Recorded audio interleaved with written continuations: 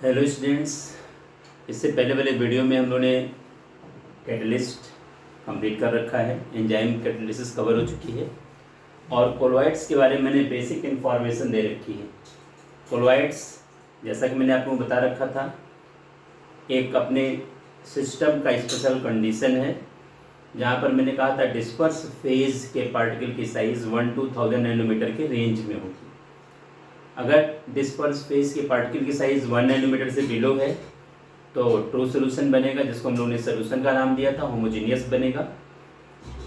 अगर 1 to 1000 nanometre की range में हमारे सॉल्यूट पार्टिकल्स की साइज़ आ रही है तो ऐसे सोल्यूशन देखने में होमोजीनियस रहेंगे लेकिन प्रैक्टिकली ये हेट्रोजीनियस होंगे। हाई पावर माइक्रोस्कोप से हम आइडेंटिफाई कर सकते हैं, नॉर्मल माइक्रोस्कोप से नहीं कर सकते। और अगर साइज़ सॉल्यूट की 1000 प्लस में 1000 नैनोमीटर से अबव जाएगी तो सस्पेंशन बनेगा जो कि अनस्टेबल है। यहाँ तक डिस्कशन मैंने कर लिया था। एक चीज़ और मैंने डिस्कस किया था कि अगर हम चाहें तो सोल्यूशन को कोलॉइड बना सकते हैं। कैसे? जो पार्टिकल की साइज़ है, स्पेशली सॉल्यूट की साइज़ 1 नैनोमीटर से बिलो है, उसको किसी फिजिकल या केमिकल टेक्निक से हम एग्रीगेशन उसमें करा दें, एग्रीगेट हो जाएं और 1 to 1000 की रेंज में कवर हो जाएं तो कोलॉइड बन जाएगा। और सस्पेंशन के पार्टिकल की साइज़ को किसी टेक्निक के थ्रू, किसी फिजिकल या केमिकल प्रोसेस के थ्रू अगर हम 1000 नैनोमीटर से बिलो कर दें, 1 to 1000 के रेंज में अगर ले आएँ तो हमारा सस्पेंशन भी कोलॉइड बन जाएगा। मतलब क्या है? एक स्टेट है कोलॉइड, कह सकते हो, अपने सब्सटेंस की। हम चाहें तो कोलॉइड, अपने ट्रू सोल्यूशन को कोलॉइड बना सकते हैं, कोलॉइड को ट्रू सोल्यूशन बना सकते हैं, कोलॉइड को सस्पेंशन में कन्वर्ट कर सकते हैं। पार्टिकल के साइज़ को इंक्रीज करना पड़ेगा और सस्पेंशन को कोलॉइड बना सकते हैं, पार्टिकल के साइज़ को डिक्रीज करना पड़ेगा। तो सब मिला जुला करके जो हमारे पास तीनों फेज हैं, कोलॉइड, ट्रू सोल्यूशन, सस्पेंशन, हमें डिस्कस बेसिकली कोलॉइड का करना है क्योंकि अपनी नॉर्मल लाइफ से, प्रैक्टिकल लाइफ से पूरी तरह से रिलेटेड है कोलॉइड, तो हमें डिस्कशन इसी पॉइंट पर करना है। अब थोड़ा सा मैं आपके सामने क्लासिफिकेशन के पॉइंट ऑफ व्यू से आगे बढ़ूंगा। जैसा कि मैं आपको पहले बता चुका हूँ कि डिस्पर्स फेज का सिंपल मतलब क्या है? Just like solute. जैसे आप सोल्यूशन में सॉल्यूट मान के चलते हो, जो लेसर अमाउंट में कंपोनेंट होता है वो डिस्पर्स फेज है। और dispersion medium just like solvent, जो कोलॉइड, जो अपने सोल्यूशन में ग्रेटर अमाउंट में कंपोनेंट होता है, वैसे ही कोलॉइड में जो ग्रेटर अमाउंट में कंपोनेंट रहेगा वो डिस्पर्सन मीडियम होगा। तो हमारे पास जो क्लासिफिकेशन ऑफ कोलॉइड्स की बात मैं करना चाह रहा हूँ आप लोगों के सामने, जिसके कई हम लोग क्राइटेरिया सेलेक्ट करते हैं। तो पहला क्राइटेरिया हमारे सामने क्या है? Physical state of disperse phase and dispersion medium में फर्स्ट क्राइटेरिया हमारा है physical state disperse phase two dispersion medium के बेसिस पर कोलॉइड कितने टाइप के बनेंगे, इसकी तरफ हमें मूव करना है। सबसे बड़ी बात क्या है, इसमें कभी कभी 1 मार्क्स के क्वेश्चंस बनते हैं, इसलिए आप लोगों को ये टेबल अच्छे से आनी चाहिए। कितना सिंपल सा देखो केस दिया गया है। अगर हम सबसे पहले देखो, हमारा डिस्पर्स फेज यहाँ मैंने ले रखा है, इसमें डिस्पर्सन मीडियम ले रखा है, टाइप ऑफ कोलॉइड जिसको हम नेम प्रोवाइड करेंगे, नेम मैंने यहाँ पर देखो ले रखा है। और यहाँ पर देखा जाए हमने एग्जाम्पल भी सेलेक्ट कर रखे हैं, बिल्कुल सिंपल वे में आप इसको कर सकते हो। अगर हमारा डिस्पर्स्ड फेज सॉलिड है, डिस्पर्सन मीडियम भी सॉलिड है, तो इस केस में इसको नाम देते हैं सॉलिड सॉल, जिसमें जो कलर्ड ग्लासेस हैं, आपने देखा होगा red colour, blue colour, green colour के ऐसे ग्लासेस आती हैं, जेम स्टोन्स आते हैं, ये सब ऐसे एग्जाम्पल्स हैं जो कि सॉलिड इन सॉलिड कोलॉइड्स हैं। नेम इनका आएगा सॉलिड सॉल। अगर हमारे सामने हमारा डिस्पर्स फेज तो सॉलिड है लेकिन डिस्पर्सन मीडियम अब देखो लिक्विड है, तो इस केस में हम इसको नाम देते हैं सॉल। ये कई बार क्वेश्चन पूछा गया कि व्हाट इज सॉल, और ज़्यादातर केस में हम लोग अपने इस पूरे टॉपिक में, कह सकते कोलॉइड्स के टॉपिक में 90% डिस्कशन सॉल का ही करेंगे, क्योंकि वहाँ पर डिस्पर्स फेज हमारा सॉलिड होगा और डिस्पर्सन मीडियम ज़्यादातर केस में हमारा लिक्विड होगा। इसमें देखो पेंट है, सेल फ्लूइड है, मडी वाटर है, और काफ़ी ऐसे एग्जाम्पल्स हम लोग डिस्कस करेंगे जो सॉल कैटेगरी के होंगे। ज़्यादातर केस में अगर हम सॉल वर्ड यूज़ करेंगे तो आपके दिमाग में आना चाहिए कि है तो कोलॉइड, लेकिन उसमें डिस्पर्स फेज हमारा सॉलिड है, डिस्पर्सन मीडियम लिक्विड है, ये अपने दिमाग में रहना चाहिए।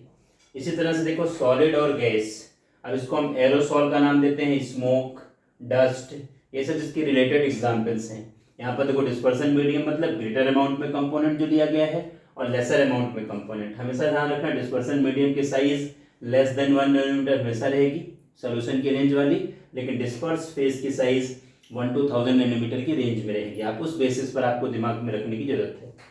फोर्थ नंबर पर देखो हम जानना चाहेंगे लिक्विड। अब हम डिस्पर्स फेज लिक्विड लेते हैं, डिस्पर्सन मीडियम सॉलिड लेते हैं। तो इसके लिए देखा जाए जेल वर्ड यूज आएगा। कई बार क्वेश्चन आ गया व्हाट इज जेल, तो आपको बताना क्या पड़ेगा, disperse phase liquid and dispersion medium solid. तो ऐसे केस में हम उस कोलॉइड को स्पेशल नेम जेल देते हैं। चीज, बटर, जेलीज, ये सब इसके रिलेटेड एग्जाम्पल्स हैं जिनमें आप किसी को भी सेलेक्ट कर सकते हो। लिक्विड, ये भी बहुत काम का टॉपिक है अपने लिए। आगे इमल्सन्स पर पूरा हमें टॉपिक भी डिस्कस करना, आगे डिस्कशन फिर से इसी कोलॉइड्स वाले टॉपिक चैप्टर कोलॉइड वाले पार्ट में होगा। तो लिक्विड के लिए हम इमल्सन वर्ड यूज करते हैं। मिल्क, हेयर, क्रीम्स, ये सब इसके रिलेटेड एग्जाम्पल्स हैं। अगर हमारा डिस्पर्स फेज डिस्पर्सन मीडियम दोनों लिक्विड हैं तो इमल्सन वर्ड नाम आएगा। लिक्विड और गैस, ये भी देखा जाए एरोसॉल है, fog, mist, cloud, insecticides, spray. घर में देखा जाए हम लोग ऐसे देखा जाए यानी जो ऐसे मोर्टीन के तमाम स्प्रे आते हैं, इसमें देखा जाए कॉकरोच किल करने के लिए स्प्रे आते हैं, सब ये सब स्प्रेज हैं और वो सब के सब इस कैटेगरी में आएंगे लिक्विड और गैस। एरोसॉल का नाम दोगे, fog, mist, cloud, insecticides, spray, ये सब इसके रिलेटेड एग्जाम्पल्स हैं। अब हम देखो 7 नंबर पर आते हैं गैस सॉलिड। इस केस में देखो सॉलिड फॉर्म का नाम देते हैं, प्यूबिक स्टोन्स, फोम रबर, ये सब इससे रिलेटेड एग्जाम्पल्स हैं। काफ़ी कुछ अपने देखो इस केस में मिलते हैं ज़्यादातर केस में। गैस, लिक्विड, इसको हम फॉर्म का नाम देंगे, froth, wiped cream, soap leather, ये सब इससे रिलेटेड एग्जाम्पल्स हैं। एक चीज़ हमेशा ध्यान रखना कि कभी भी हमारा disperse phase and dispersion medium अगर दोनों फेज गैस हैं तो कभी भी कोलॉइड नहीं बन सकता। क्यों? क्योंकि कोलॉइड हेट्रोजीनियस है और gas in gas always homogeneous mixture बनेगा। मतलब गैस इन गैस सोल्यूशन बन सकता है लेकिन गैस इन गैस कभी भी कोलॉइड का फॉर्मेशन नहीं हो सकता। यह आपको ध्यान में रखने की जरूरत है। गैस इन गैस आपको ध्यान रखना है कि हमेशा ट्रू सोल्यूशंस बनेगा, कोलॉइड कभी नहीं बन सकता क्योंकि कोलॉइड हेट्रोजीनियस है। तो ये तो हमारा फर्स्ट क्लासिफिकेशन का पार्ट था, disperse phase and dispersion medium के फिजिकल स्टेट की बेसिस पर हमारा क्लासिफिकेशन है। आप लोगों को ये चीज़ क्लियर हुई होगी। बहुत आसान सा टॉपिक है, इजी टॉपिक है और आप लोग इसको अच्छे से समझना। अब हम इसके अगले पॉइंट की तरफ मूव करेंगे। अभी क्लासिफिकेशन में और भी क्राइटेरिया के बेसिस पर कोलॉइड को हमने क्लासीफाई कर रखा है। ये तो हम लोगों ने वो क्राइटेरिया सेलेक्ट कर रखा था जहाँ पर डिस्पर्स फेज और डिस्पर्सन मीडियम का फिजिकल स्टेट की बेसिस पर हमारा क्राइटेरिया था। अब इसके आगे देखिए, अगले पॉइंट की तरफ हम बढ़ना चाहेंगे, interactions of disperse phase and dispersion medium. इस बेसिस पर हम डिस्पर्स फेज और डिस्पर्सन मीडियम के इंटरेक्शन के बेसिस पर कोलॉइड को क्लासीफाई करना चाहेंगे, जो कि हमारा अगला क्राइटेरिया होगा। बिल्कुल इजी टॉपिक है और आप लोग थोड़ा सा अगर इसमें ध्यान दे दोगे तो आपको समझने में कोई दिक्कत नहीं आएगी। बिल्कुल इजी गोइंग आप इसको समझ सकते हो। तो हमारा जो अगला हमारा क्लासिफिकेशन का टाइप है, यहाँ पर देखा जाए इसको हम बी पॉइंट में लेके चलते हैं, nature of interactions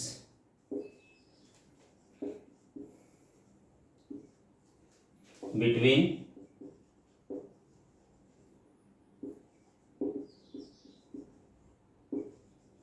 dispersed phase and dispersion medium। ये देखा जाए nature of interactions between disperse phase and dispersion medium, ये अपने देखा जाए इसमें हम सेकेंड क्राइटेरिया सेलेक्ट कर रहे हैं। मतलब हमारे पास जो डिस्पर्स फेज है और डिस्पर्सन मीडियम का जो इंटरेक्शन का बिहेवियर है वो कैसा है, इस बेसिस पर हम इसको क्लासीफाई करेंगे। यहाँ पर देखा जाए इस बेसिस पर हमारे सामने दो कंडीशन आएंगी। पहला जो हमारे पास क्लासिफिकेशन आता है, यहाँ पर देखा जाए ये स्पेशली लायोफिलिक कोलॉइड, हम इसको नाम दे देंगे, और सेकंड नंबर पर लायोफोबिक कोलॉइड, ये हम नाम देंगे। यहां पर देखा जाए in nature of interactions between disperse phase and dispersion medium, लायो और आगे फिलिक वर्ड लगा है, कोलॉइड्स तो है ही, साथ में लायो और आगे फोबिक वर्ड लगा है। इसका मतलब सिंपली क्या हुआ, फिलिक का मतलब होता है अट्रैक्टिंग, कहने का मतलब ये लविंग, ऐसे केस आप ले सकते हो। अगर हमारा डिस्पर्स फेज, यहां पर देखें डिस्पर्स फेज और डिस्पर्सन मीडियम, डिस्पर्सन मीडियम, इन दोनों को अगर हम एक दूसरे के कांटेक्ट में ले आए और जस्ट कोलॉइड बन जाए, तो ऐसे केस में हम इसको लायोफिलिक सॉल्व का नाम देते हैं। मतलब अपने को कुछ भी नया नहीं करना पड़ता, ना तो कोई हमें इसमें केमिकल ट्रीटमेंट की नीड होती है, ना तो इसमें स्पेशल कोई टेक्निक चाहिए होता है, सिंपल मिक्सिंग करनी होती है और हल्का सा उनको शेक करना होता है कि when disperse phase and dispersion medium both come together and easily form colloidal solutions, then this type of colloids are known as lyophilic colloid। जितने भी नेचुरल कोलॉइड्स हैं, जिलेटिन है, प्रोटीन है, एंजाइम्स हैं, रबर हैं, ये सब के सब लायोफिलिक कैटेगरी में आएंगे, क्योंकि यहाँ पर लायोफिलिक का मतलब होता है अट्रैक्टिंग, लविंग, मतलब डिस्पर्सन मीडियम और डिस्पर्स फेज दोनों एक दूसरे के साथ मिक्स होना चाहते हैं, मिलना चाहते हैं। तो ऐसे केस में हम इसको लायोफिलिक कोलॉइड्स का नाम दे देंगे। ये आपको ध्यान में रखना पड़ेगा। जितने नेचुरल कोलॉइड्स हैं, मैंने कहा ना प्रोटीन, रबर, गम, जिलेटिन, सब इससे रिलेटेड एग्जांपल्स में कंसिडर हो जाएंगे। लायोफोबिक, फोबिक का मतलब होता है हेटिंग, दूर करने वाला। मतलब क्या रहा कि अगर हम डिस्पर्स फेज डिस्पर्सन मीडियम को एक दूसरे के कांटेक्ट में तो लाएं, लेकिन कोलॉइड्स ना बने, इसके लिए हमें कोई फिजिकल या केमिकल टेक्निक की रिक्वायरमेंट होगी तो कोलॉइड्स बनेगा। तो ऐसे कोलॉइड्स के लिए लायोफोबिक कोलॉइड, लायो का मतलब यहाँ पर फोबिक का मतलब hating, repelling, dispersion medium disperse phase एक दूसरे से दूर रहना चाहते हैं, पास नहीं आना चाहते। फिर भी अगर अपने को कोलॉइड बनाना ही बनाना है तो हमें कुछ फिजिकल और केमिकल टेक्निक की नीड होगी, फिजिकल और केमिकल ट्रीटमेंट अप्लाई करना पड़ेगा तो कोलॉइड्स बनेंगे।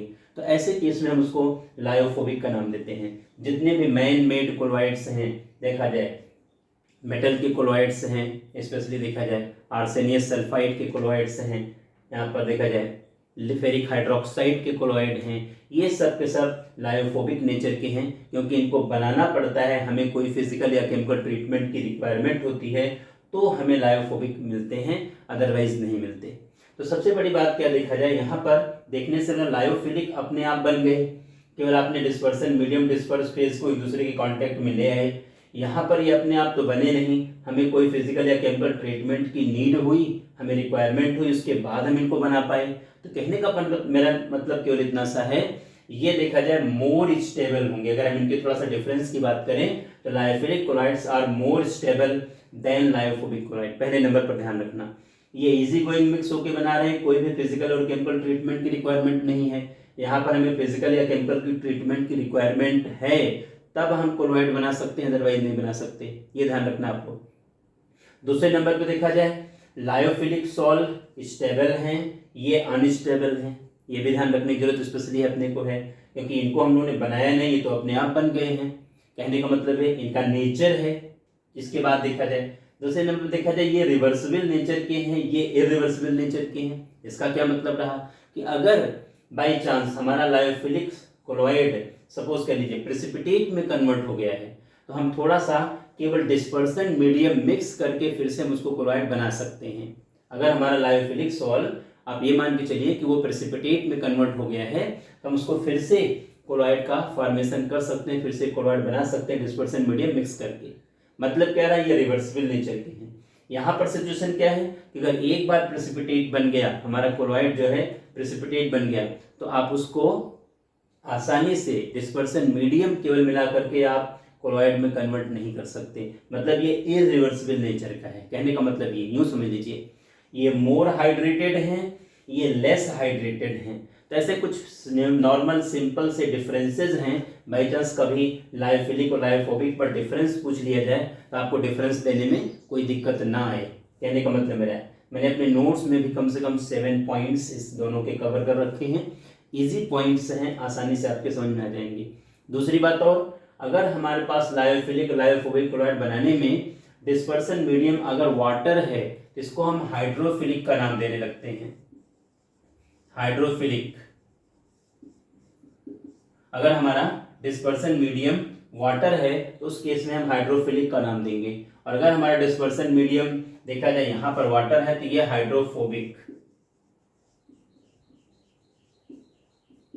हाइड्रोफोबिक का नाम देंगे। मतलब hydrophilic colloids and hydrophobic colloid word हम तब लगा सकते हैं जब हमारा डिस्पर्सन मीडियम वाटर है, तो उस केस में आप हाइड्रोफिलिक कोलॉइड्स और हाइड्रोफोबिक कोलॉइड का नाम दे सकते हो। लायोफिलिक का मतलब क्या है कि यहाँ पर हमारा डिस्पर्सन मीडियम वाटर के अतिरिक्त कुछ और भी हो सकता है। हम हाइड्रोफिलिक और हाइड्रोफोबिक को भी लायोफिलिक लायोफोबिक का नाम तो दे ही सकते हैं, लेकिन लायोफिलिक और लायोफोबिक में एक स्पेशल कंडीशन ये क्रिएट हो सकती है कि हमारा डिस्पर्सन मीडियम वाटर है। अगर हमारा डिस्पर्सन मीडियम वाटर है तो उस केस में हम लायोफिलिक कोलॉइड्स लायोफिलिक को हाइड्रोफिलिक कोलॉइड्स का नाम दे देंगे, लायोफोबिक वाले को हाइड्रोफोबिक कोलॉइड्स का नाम दे देंगे। ये अपने पास देखा जाए nature of interactions between disperse phase and dispersion medium के बेसिस पर हमारा क्लासिफिकेशन था lyophilic colloids and lyophobic colloids. आप लोगों को अच्छे समझना है, इजी टॉपिक है और ये आपने को आना ही आना चाहिए। अब हम इसके बाद थर्ड पॉइंट की तरफ मूव करना चाहेंगे। क्लासिफिकेशन का ही पॉइंट अपना चल रहा है, स्पेशली देखा जाए तो अभी हमने लायोफिलिक और लायोफोबिक को कवर कर रखा है। थर्ड पॉइंट देखा जाए हम पार्टिकल के साइज के बेसिस पर हम कोलॉइड्स को क्लासीफाई करते हैं, तो वो भी देखा जाए अपने पास एक काफ़ी इंपॉर्टेंट क्लासिफिकेशन का टाइप है जिसको अपने को अच्छे से करना है स्पेशली। यहाँ पर देखा जाए हम इसके आगे आना चाहेंगे, लायोफिलिक और लायोफोबिक के बाद की बात करेंगे स्पेशली क्लासिफिकेशन। यहाँ पर देखा जाए सी पॉइंट हम लेकर के चल रहे हैं।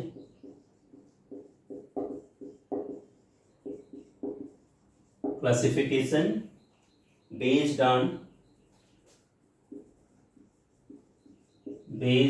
on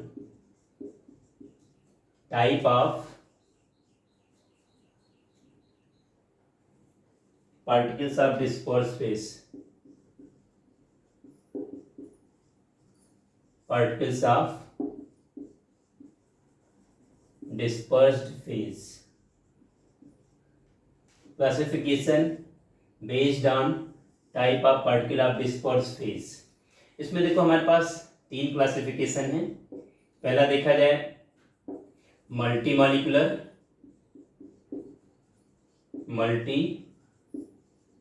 molecular colloid. Second number हमारा देखा जाए मैक्रोमॉलिक्यूलर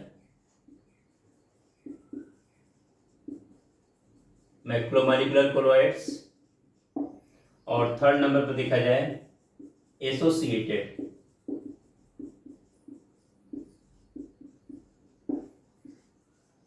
अब जरा इनको हम एक एक करके डिस्कस करते हैं। Classification based on type of particles of dispersed phase. Dispersed phase के पार्टिकल के नेचर के बेसिस पर, साइज के बेसिस पर हमने क्या किया है कि 3 टाइप में अपने कोलाइडल सिस्टम को डिवाइड कर रखा है। एक तो मल्टी मॉलिक्यूलर, दूसरा मैक्रोमॉलिक्यूलर, तीसरा एसोसिएटेड कोलॉइड। सबसे बड़ी बात क्या दिखा जाए, सबसे पहले मैं फर्स्ट वाले को डिस्कस करना चाहूंगा, मल्टी मॉलिक्यूलर कोलॉइड। अब देखने से लग रहा है क्या है कि नाम ही है मल्टी मॉलिक्यूलर, मतलब क्या रहा कि ऐसे कोलॉइड्स हैं जहां पर हमारे पार्टिकल की साइज जो रियल में है वो लेस देन 1 नैनोमीटर, ध्यान रखना लेस देन 1 नैनोमीटर की साइज है हमारे पार्टिकल की, लेकिन ये आपस में एग्रीगेशन होगा उसमें। मल्टी मतलब क्या, कई आपस में मिक्स हो जाएंगे और मिक्स होकर के कोलाइडल रेंज में कन्वर्ट हो जाएंगे। 1 to 1000 नैनोमीटर की रेंज में ये कन्वर्ट हो जाएंगे। तो मेरे कहने मतलब देखो नाम से क्लियर है, मल्टी मॉलिक्यूलर मतलब क्या रहा कि रियल में हमारा जो डिस्पर्स फेज के जो पार्टिकल्स हैं, डिस्पर्स फेज के जो पार्टिकल्स हैं वो लेस देन 1 नैनोमीटर के हैं। ध्यान रखना आप लोग, ये देखा जाए ये लेस देन 1 नैनोमीटर के हैं। तो ऐसे केस में देखा जाए हमारे कहने का मतलब ये है कि लेकिन फिर भी अगर हम कुछ ऐसे टेक्निक अप्लाई करेंगे जिसकी वजह से ये आपस में एग्रीगेट होंगे, आपस में एक के साथ एक मिक्स होकर के कई पार्टिकल एक साथ मिल करके आप यूँ कह सकते हो कि 1 to 1000 नैनोमीटर की रेंज में कन्वर्ट होंगे। और अगर 1 to 1000 नैनोमीटर की रेंज में कन्वर्ट हो जाएंगे तो फिर इनका क्या हो जाएगा, क्लोराइड बन जाएगा। सल्फर का क्लोराइड्स, गोल्ड का क्लोराइड्स, प्लेटिनम का क्लोराइड्स, सिल्वर का क्लोराइड्स, काफ़ी ऐसे देखा जाए जो मेटल के ऑलमोस्ट क्लोराइड्स हैं वो सब के सब मल्टी मालिकुलर नेचर के हैं। क्यों? क्योंकि मेटल की जो साइज होती है वो लेस देन 1 नैनोमीटर ही होती है। तो अगर हम उसमें एग्रीगेशन कर दें, वो आपस में एक दूसरे के साथ क्लम्प कर जाएं, एग्रीगेट हो जाएं, क्लस्टर फॉर्म कर दें, और ऐसा करने के बाद उनकी साइज 1 to 1000 के रेंज में हो जाए, तो नैनोमीटर के रेंज में हो जाए, तो 100% वो कोलाइड में कन्वर्ट हो जाएंगे। लेकिन इसके लिए हमें कुछ फिजिकल या केमिकल ट्रीटमेंट की रिक्वायरमेंट होगी, तब जाकर के ये मल्टी मालिकुलर का फॉर्मेशन होगा। तो हमें लगता है कि ये मल्टी मालिकुलर कोलॉइड्स क्या हैं, आप लोगों को क्लियर हुआ होगा। इजी गोइंग, कोई डाउट नहीं आना चाहिए, बिल्कुल इजी टॉपिक है। तो कहने का मतलब मल्टी मालिकुलर कोलॉइड्स की बात अगर हम लोग करें, इसके साथ साथ एग्जाम्पल आप पूरे मैन मेड कोलॉइड में स्पेशली मेटल का एग्जाम्पल आप ले सकते हो, इजी है पूरे मेरे कहने का मतलब स्पेशली ये है। अब हम सेकंड नंबर पर आएंगे, देखा जाए इसके आगे यहाँ पर मैक्रोमोलिकुलर कोलॉइड्स की तरफ थोड़ा बढ़ना चाहेंगे। नाम ही है मैक्रोमोलिकुलर कोलॉइड्स। देखो मैक्रो का मतलब क्या होता है कि ये ऑलरेडी पहले से ही देखा जाए मैक्रोमोलिक्यूल के फॉर्म में, मैक्रोमोलिक्यूल इन द सेंस पहले से ही इनकी साइज मैक्रो रेंज में है, मतलब इनकी साइज पहले से ही 1 to 1000 नैनोमीटर की रेंज में है। मेरे कहने का मतलब है, आप समझना इसको। ऐसे केस में अब इनमें कुछ नया अपने को करना ही नहीं है, केवल बिल्कुल सिंपल वे में डिस्पर्सन मीडियम के कांटेक्ट में ले आना है और कोलॉइड बन जाएगा।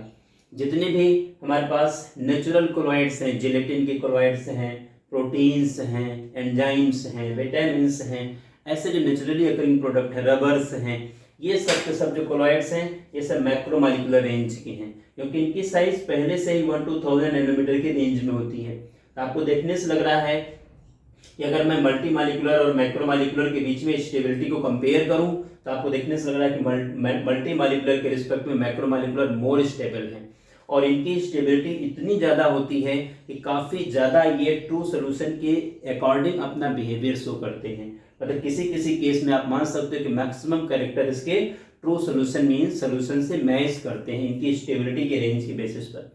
क्योंकि ऑलरेडी देखा जिनकी साइज पहले से ही नाम है क्लियर है, मैक्रो का मतलब था लार्ज, बड़ी साइज के पार्टिकल्स हैं, ये पहले से 1 to 1000 नैनोमीटर की रेंज में है। तो अगर ये पहले से 1 to 1000 नैनोमीटर की रेंज में है, तो ऐसे केस में देखा जाए हमारे सामने सिचुएशन क्या बनेगी कि अब इस केस में केवल डिस्पर्सन मीडियम के कांटेक्ट में आपको इनको लाना है, कोलॉइड प्रिपेयर हो जाएगा। Gum, gelatin, rubber, protein, enzymes, naturally काफ़ी कोलॉइड्स ऐसे हैं जो मैक्रोमोलिकुलर हैं। साथ में स्टेबिलिटी इनकी काफ़ी हाई है, क्योंकि यहाँ पर कोई एग्रीगेशन नहीं हुआ है, पार्टिकल की साइज पहले से ही मैक्रो रेंज में है, कोलाइडल डायमेंशन में पहले से ही पार्टिकल की साइज ऑलरेडी है।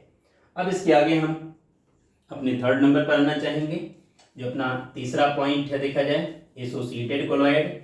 ये भी अपने आप में काफ़ी इंपॉर्टेंट कोलॉइड है, काफ़ी अच्छा है। सबसे पहले ये देखिए नाम ही क्लियर है एसोसिएटेड, मतलब यहाँ पर कुछ एसोसिएशन का तो कॉन्सेप्ट है, ये तब देखा जाए नाम से क्लियर हो रहा है कि कुछ न कुछ पार्ट यहाँ पर देखो एसोसिएट तो हुआ है।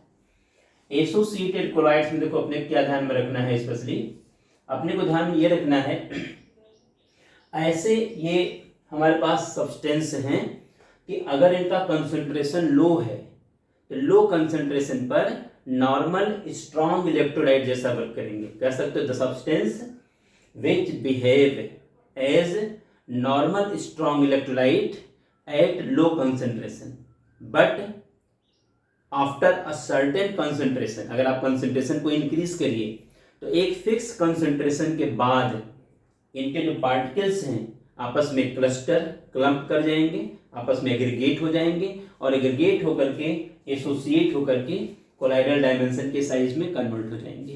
तो ये हमारे सामने सबसे बेटर एग्जाम्पल आपको ध्यान रखना पड़ेगा। यहाँ पर देखा जाए इसका सबसे अच्छा एग्जाम्पल देखा जाए हमारा सोप एंड सिंथेटिक डिटर्जेंट, ये दोनों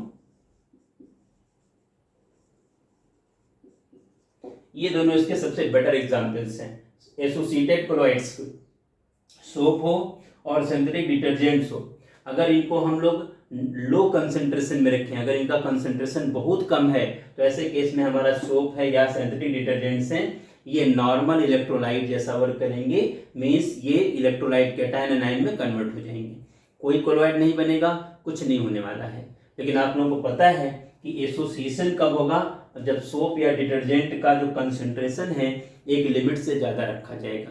तो ऐसे केस में देखा जाए हमारा सोप या डिटर्जेंट आपस में एग्रीगेशन शो करेंगे, एग्रीगेट होकर के कोलाइडल डायमेंशन के साइज में कन्वर्ट हो जाएंगे। कोलाइडल डायमेंशन साइज का मतलब क्या है, 1-2000 नैनोमीटर की रेंज में ये अपनी साइज बना लेंगे और कोलॉइड बन जाएंगे। ये अपने को ध्यान में रखना, एसोसिएटेड के लिए ध्यान रखना। अगर कभी एसोसिएटेड की डेफिनेशन पूछी जाए, आती है नॉर्मली 1 मार्क्स में क्वेश्चन आते हैं, तो आपको ये बताना पड़ेगा the substance which behave as normal strong electrolyte at low concentration but at higher concentration particles of कह सकते हो electrolyte aggregate all together and form a cluster in the colloidal dimension size। जो colloidal dimension size हमारी 1-1000 nanometre की range में, इस range में वो कन्वर्ट हो जाएंगे, मतलब इस रेंज में अपनी साइज बना लेंगे और जैसे ही पार्टिकल 1-2000 के रेंज में गई तुरंत कोलॉइड बन जाएगा। तो आपको सबको पता है सोप और डिटर्जेंट जो क्लीनिंग वर्क करते हैं माइसेल फॉर्मेशन के थ्रू करते हैं। तो थोड़ा सा मैं इसमें डिस्कस कर दूं। मैं एक चीज समझाना चाहूंगा, कोई भी देखा जाए यहाँ पर जो माइसेल बनती है स्पेशली इनमें एसोसिएशन होता है तो दो चीजों का ध्यान रखना पड़ता है। एक तो देखा जाए मिनिमम टेम्परेचर, यहाँ पर देखा जाए मिनिमम टेम्परेचर की जरूरत पड़ती है। अगर टेम्परेचर इससे कम है, कहने का मतलब ये है अगर जो एक मिनिमम लेवल का टेम्परेचर चाहिए उससे अगर कम टेम्परेचर है तो भी हमारा कोलॉइड मतलब माइसेल फॉर्मेशन नहीं होगा। तो उसको हम नाम देते हैं क्राफ्ट टेम्परेचर। यहाँ पर देखिए क्राफ्ट टेम्परेचर मतलब वो मिनिमम टेम्परेचर जिसके बाद अपना कोलॉइड बनेगा, कहने का मतलब मेरा ये है। उससे लोअर अगर टेम्परेचर है तो कोलॉइड नहीं बने, उसको हम क्राफ्ट टेम्परेचर का नाम देते हैं TK, ऐसे हम लोग सिंपली मेंशन कर देते हैं। और एक मिनिमम कंसंट्रेशन चाहिए जिसको हम क्रिटिकल माइसिलाइजेशन कंसंट्रेशन का नाम देते हैं मिनिमम कंसंट्रेशन। मिनिमम कंसंट्रेशन अपने इलेक्ट्रोलाइट का लेना ही लेना पड़ेगा, इसको हम लोग क्रिटिकल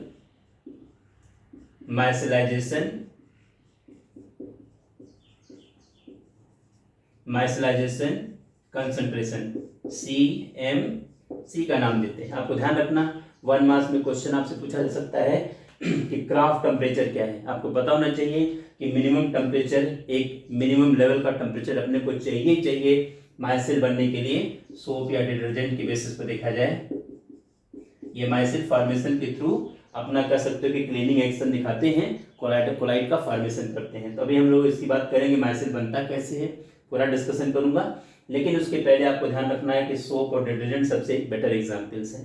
तो क्या आपके समझ में आया, एसोसिएटेड कोलॉइड में भी देखा जाए पार्टिकल आपस में एग्रीगेट हो रहे हैं, मल्टी मॉलिक्यूलर में भी एग्रीगेट हो रहे हैं, लेकिन सबसे बड़ी बात क्या है कि लो कंसंट्रेशन पर ये नॉर्मल स्ट्रॉन्ग इलेक्ट्रोलाइट्स का वर्क करेंगे, हाई कंसंट्रेशन पर ये कोलॉइड का बिहेवियर शो करेंगे। ये ध्यान रखना अपने को, ये बेसिक डिफरेंस है। साइज दोनों में 1 नैनोमीटर से बिलो है, लेकिन 1-1000 दोनों में देखा जाए after clustering after aggregation size हो रही है। लेकिन इनकी सिचुएशन क्या है कि नॉर्मल कंसंट्रेशन लो कंसंट्रेशन पर ये इलेक्ट्रोलाइट हैं, हाई कंसंट्रेशन पर कोलॉइड है। ये ध्यान रखना है अपने को।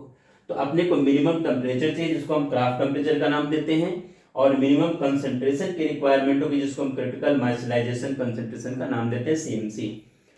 स्पेशली सोप के लिए देखा जाए जो CMC की वैल्यू आती है ये 10⁻⁻4 से लेकर के 10⁻³ यहाँ पर देखा जाए मोल पर लीटर, इस रेंज में नॉर्मली इसकी वैल्यू आती है। यानी इससे अगर लोअर कंसंट्रेशन है तो उस केस में अपना माइसेल नहीं बनेगा, मीन्स कोलॉइड नहीं बनेगा। ये अपने को ध्यान में रखने की जरूरत है। अब थोड़ा सा हम लोग यहाँ पर बात कर लेते हैं माइसेल फॉर्मेशन होता कैसे है, और फिर इसके बाद हम क्लीनिंग की बात थोड़ा सा करेंगे कि सोप या डिटर्जेंट अपना क्लीनिंग वर्क कैसे करते हैं। एसोसिएटेड कोलॉइड तो अपने को पढ़ना ही पढ़ना है, ये उसी से रिलेटेड सब टॉपिक हैं और आपको अच्छे से आना ही आना चाहिए। थोड़ा सा इसमें ध्यान रखना है अपने को, जैसा कि आप सबको पता है कि सोप या डिटर्जेंट जितने भी होते हैं ये सब के सब देखा जाए यानी हाई कह सकते हो कि फैटी एसिड्स के सोडियम या पोटेशियम सॉल्ट्स होते हैं। आप लोगों को इतना तो एग्जाम्पल है, यहाँ पर देखा जाए C15H31COONA ये अपना सोप है, देखा जाए ये सोप है। सोडियम देखिए सोडियम यहाँ पर हमने लगा रखा है और ये पामिटिक एसिड से रिलेटेड है, स्पेशली देखा जाए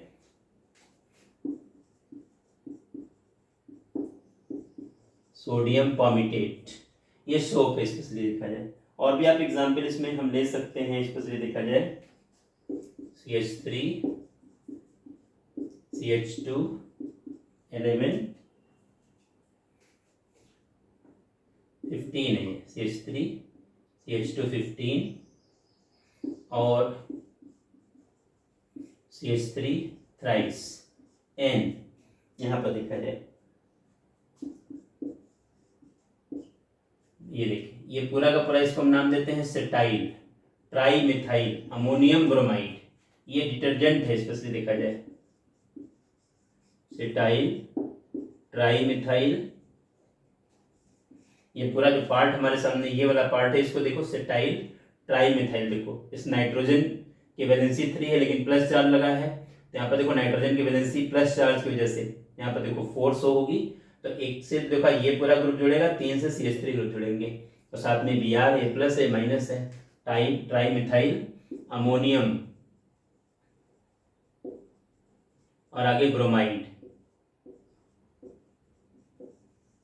ये देखा जाए ये हमारा डिटर्जेंट है। और एक डिटर्जेंट का और आप लोग बहुत अच्छे से जानते हो, देखा जाए CH3 CH2 11 O SO3 Na plus, और ये देखा जाए पूरा हिस्सा माइनस है, सोडियम लॉरिल सल्फेट,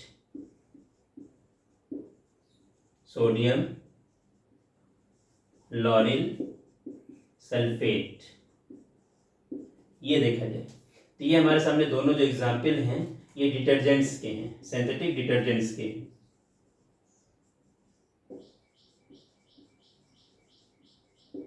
ये सिंथेटिक डिटर्जेंट्स के एग्जाम्पल्स हैं। मैं समझाना स्पेशली ये चाह रहा हूँ, जैसा कि आप सबको पता है कि माइसेल बनता कैसे है, आप लोगों ने 10th क्लास में थोड़ा बहुत सीखा है। मैं उसी को फिर से आप मान सकते हो कि दोबारा रिवाइज में कराऊंगा आप लोगों को समझाने के लिए। तो इसमें ऐसे ऐसे देखो पार्ट हैं, कहने का मतलब ये है, देखो एक तो पॉजिटिव पार्ट एक नेगेटिव पार्ट, चाहे वो सोप हो या डिटर्जेंट हो। इसमें देखा जाए ये पूरा का पूरा हिस्सा देखो ये प्लस है और ये माइनस, तो इतना हिस्सा देखो नेगेटिव पार्ट है और ये इसका पॉजिटिव पार्ट है सोडियम पामिटेट में। यहाँ पर देखा जाए ये पूरा का पूरा हिस्सा देखा जाए पॉजिटिव है, Br माइनस है, यहाँ पर ये पूरा का पूरा हिस्सा देखो माइनस है और Na प्लस है। तो हमारे कहने का मतलब है इसमें एक पार्ट हमारे पास ऐसा है जो कार्बन से बना हुआ है, और लॉन्ग रेंज लंबे कार्बन की चेन अपने पास अवेलेबल है, और यही चेन हमारे कह सकते हो कि माइसिल फॉर्मेशन के लिए रिस्पॉन्सिबल है। तो आप लोगों को थोड़ा सा यहाँ पर ध्यान रखना है कि माइसिल बनता कैसे है। ये तो मैंने एक दो एग्जाम्पल आप लोगों को कराए हैं। आगे देखा जाए सेकेंड बुक में जो अपना लास्ट चैप्टर है केमिस्ट्री इन एवरीडे लाइफ, वहाँ पर सिंथेटिक डिटर्जेंट्स के बारे में कंप्लीट स्टडी अपने को करनी है। तो वहाँ पर ये सब एग्जाम्पल फिर से हमारे सामने आएंगे, लेकिन अभी तो हम माइसिल फॉर्मेशन के बेसिस पर इसको लेना चाह रहे हैं। तो सबसे आसान एग्जाम्पल हम सोप को लेते हैं। सबका देखा जाए बिहेवियर एक जैसा, ध्यान रखना यहाँ पर ये पार्ट पूरा माइसिल बनाएगा जो नेगेटिव वाला पार्ट है, यहाँ पर देखो ये पूरा पॉजिटिव वाला पार्ट माइसिल बनाएगा, यहाँ पर ये नेगेटिव वाला पार्ट माइसिल बनाएगा। मतलब यहाँ पर देखा जाए पॉजिटिव पार्ट या नेगेटिव पार्ट जिसमें लॉन्ग कार्बन की चेन है वो माइसिल फॉर्मेशन के लिए रिस्पॉन्सिबल है। माइसिल बनता कैसे है वो डिस्कशन मैं आपके सामने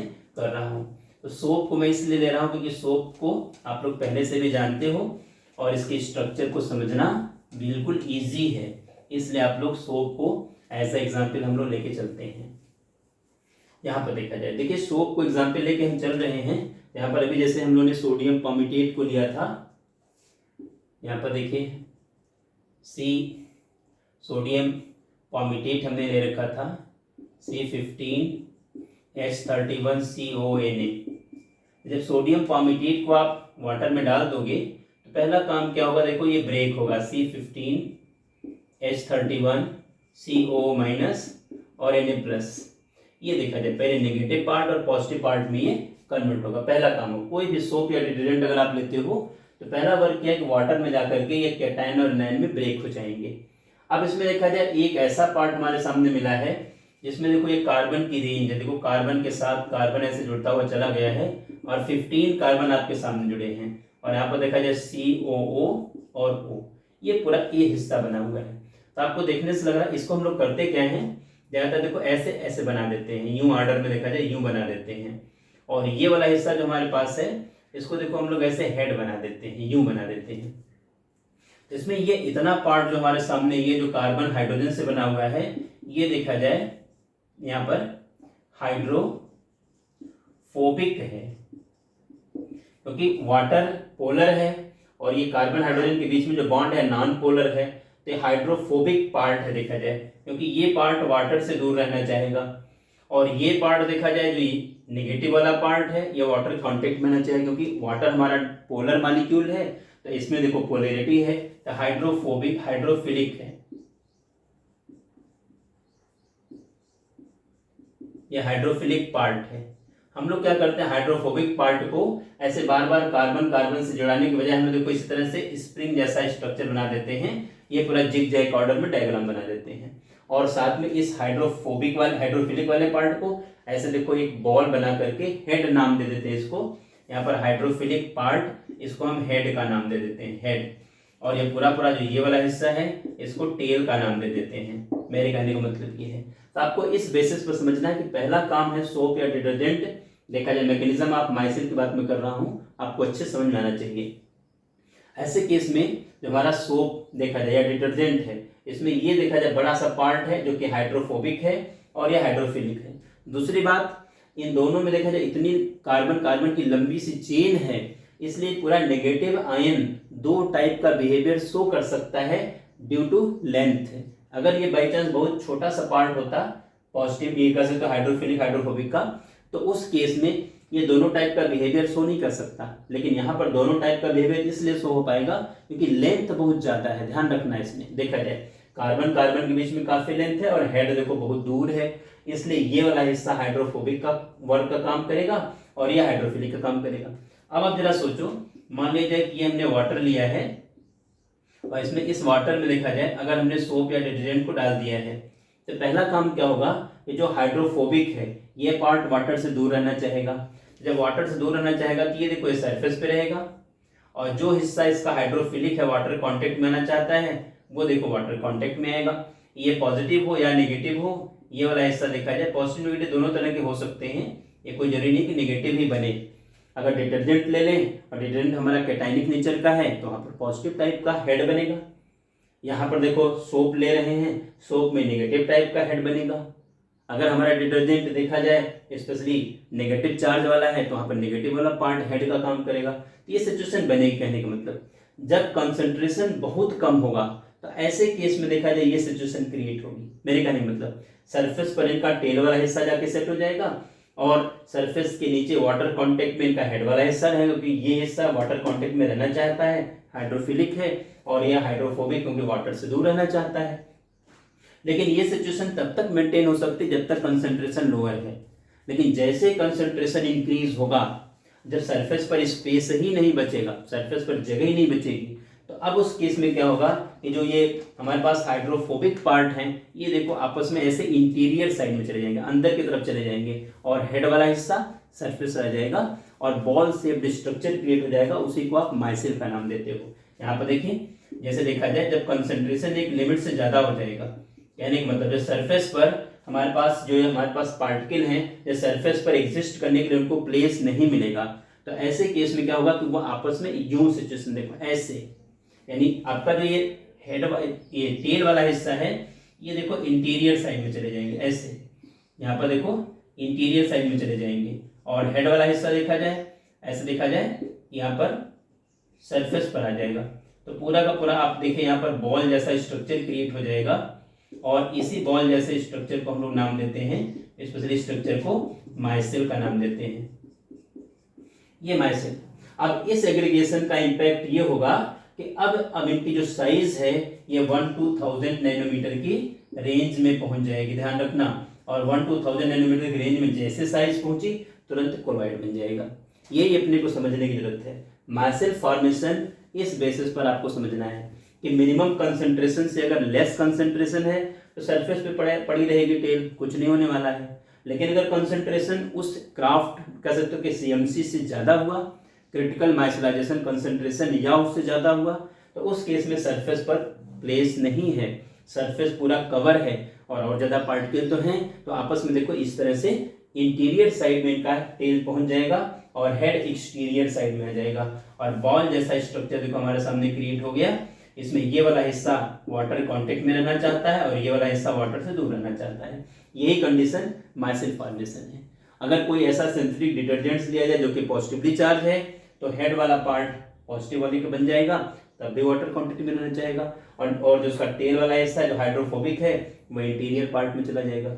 इस माइसेल के बनने में एक तो मिनिमम टेम्परेचर, जैसा आपको पता है क्राफ्ट टेम्परेचर उतना तो चाहिए ही चाहिए, और मिनिमम कंसंट्रेशन जिसको हम CMC का नाम देते हैं, मतलब हमें टी की क्राफ्ट टेम्परेचर और CMC इन दोनों की रिक्वायरमेंट तो होगी ही होगी, तब जाकर के माइसेल बनेगा, अदरवाइज माइसेल नहीं बनेगा।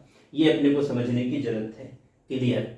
और माइसेल के बनने में 100 या मोर देन 100 सोप या डिटर्जेंट मॉलिक्यूल यूज होते हैं तो माइसेल बनता है।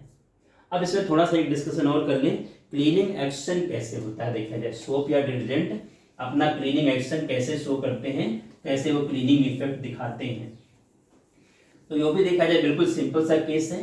देखिए सबसे पहले तो ये ध्यान में रख लीजिए कि कोई भी हमारा जो क्लॉथ है वो डर्टी क्यों होता है, क्योंकि ज़्यादातर ऑयल या ग्रीस इसके लिए रिस्पॉन्सिबल है। इधर देखिए, जैसे मान लो ये हमारा फैब्रिक है, ये हमारा फैब्रिक है।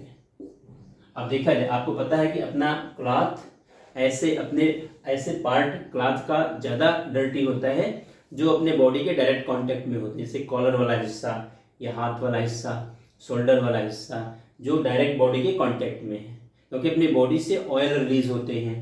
तो सबसे पहला काम देखो, ऑयल रिलीज हो जाएगा ऐसी ऑयल में बॉडी के वेस्ट, इन्वायरमेंटल वेस्ट, पॉल्यूटेंट, ये सब इसमें देखा जाए मिल करके और अपने क्लॉथ को डर्टी कर देंगे, मतलब अपना क्लॉथ डर्टी हो जाएगा। लेकिन जब इसी क्लॉथ को हम लोग सोप या डिटर्जेंट में मिक्स करेंगे, जैसे देखा जाए हमने यहाँ पर वाटर लिया है, इसमें सोप या डिटर्जेंट हमने डाल रखा है और इसी में देखा जाए मैंने अपना क्लॉथ डाल दिया जो कि डर्टी है, तो होगा क्या, ध्यान रखना, जो ये हमारा ऑयल या ग्रीस या हाइड्रोफोबिक नेचर के हैं, तो जो हमारा सोप या डिटर्जेंट का टेल वाला हिस्सा है, देखा जाए ये वाला हिस्सा सबको पता है, ये यहाँ पर देखो हाइड्रोफोबिक है, और ये वाला हिस्सा देखा जाए हाइड्रोफिलिक है, यह हाइड्रोफिलिक है। तो चूंकि देखा जाए लाइक डिजॉल्व लाइक, जैसा आपको पहले से पता है, हाइड्रोफोबिक ऑयल या ग्रीस वाला हिस्सा है, और इसी में देखा जाए डस्ट डर्ट सब मिल गए और अपना क्लॉथ डर्टी हो गया। तो अब यह हाइड्रोफोबिक है और सोप या डिटर्जेंट का जो टेल वाला हिस्सा है वो हाइड्रोफोबिक है, तो लाइक डिजॉल्व लाइक होगा क्या, ये हमारे सामने देखा जाए ऑयल या जो इसके बाद ऑयल या ग्रीस के जो क्लॉथ पर देखा जाए ये कर सकते हो कि ड्रॉप लगी हुई है, जिसमें तमाम इन्वायरमेंटल पोल्यूटेंट्स देखा जाए, इन्वायरमेंटल जो डस्ट डर्ट है, बॉडी के वेस्ट हैं, वो सब देखा जाए यहाँ पर आएंगे, जो कि ये हाइड्रोफोबिक है और साथ में इसकी टेल हाइड्रोफोबिक है। तो ये जो हाइड्रोफोबिक वाला टेल वाला हिस्सा है ये देखो इसके अंदर इंटीरियर साइड में चली जाएगी, और हेड वाला हिस्सा देखा जाए इसके एक्सटीरियर साइड में चला जाएगा, मतलब इस तरह से अरेंजमेंट आ जाएगा।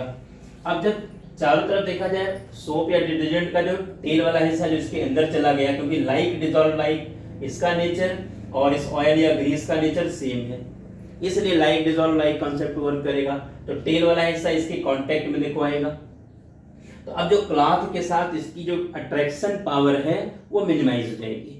अब उसके बाद देखा जाए जब ये सिचुएशन बनेगी, फिर उसके बाद में हाथ से हम लोग रगड़ करके और किसी डंडे से उसको पीट करके, स्टोन से पीट करके, या वॉशिंग मशीन में स्पन के थ्रू घुमा घुमा करके इस जो अट्रैक्शन को और मिनिमाइज हम कर देते हैं और वीक कर देते हैं, इस अट्रैक्शन को और स्मॉलर कर देते हैं। पहले नंबर पर देखा जाए सोप या डिटर्जेंट ने इस फोर्स ऑफ अट्रैक्शन को तो मिनिमाइज किया ही किया, एकदम से चारों तरफ अपने आप को एग्रीगेशन शो करके, एग्रीगेट होकर के, और एक टाइम ऐसा आता है कि फिर हमारा जो ऑयल या डस्ट पार्ट है ये देखा जाए इसके साथ वाटर के साथ जब वाटर से वॉश कर देते हैं तो इसी के साथ देखो ये बाहर चला जाएगा और अपना क्लॉथ क्लीन हो जाएगा। तो ये एक सिंपल सा माइसेल फॉर्मेशन के थ्रू देखा जाए एक क्लीनिंग एक्शन हमारा सोप या डिटर्जेंट के थ्रू हम लोग करते हैं, ये अपने को ध्यान में रखने की जरूरत है। अब अपना पूरा क्लासिफिकेशन कंप्लीट हुआ और 3 टाइप के क्लासिफिकेशन की बात की गई। पहला देखा जाए डिस्पर्स फेज डिस्पर्सन मीडियम के फिजिकल स्टेट के बेसिस पर। दूसरा सेकंड नंबर पर डिस्पर्स फेज डिस्पर्सन मीडियम के इंटरेक्शन के बेसिस पर। और तीसरे नंबर पर देखा जाए हमारा जो डिस्पर्स फेज के पार्टिकल के जो कह सकते डिस्पर्स फेज के पार्टिकल की जो साइज है इसके बेसिस पर हम लोगों ने मल्टीमॉलिक्यूलर, मैक्रोमॉलिक्यूलर या एसोसिएटेड की बात करी। एसोसिएटेड में आपको डेफिनेशन पक्का आनी चाहिए, माइसेल फॉर्मेशन कोड का डिस्कशन कैसे होता है, माइसेल बनता कैसे वो आना चाहिए। और साथ में देखा जाए क्लीनिंग एक्शन ऑफ सोप और डिटर्जेंट, ये अपने को पता होना चाहिए। अब अपना इतना पार्ट कंप्लीट हुआ, इसके आगे वाले पार्ट अगले वीडियो में कवर होंगे। अब आप लोग वीडियो को अच्छे से देखना, कॉन्सेप्ट अपना स्ट्रांग बनाना।